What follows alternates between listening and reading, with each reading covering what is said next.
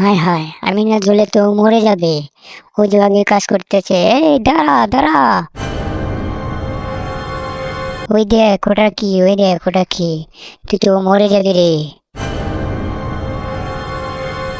দাঁড়া দাঁড়া, আমার কথা শোন, দাঁড়া, ওইটা ফেলে দে, আমাকে দে ওইটা ফেল।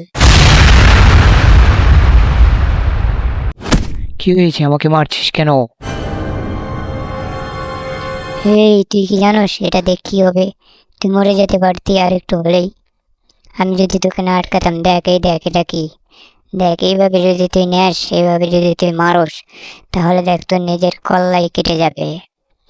হ্যাঁ, এবার বুঝতে পেরেছি।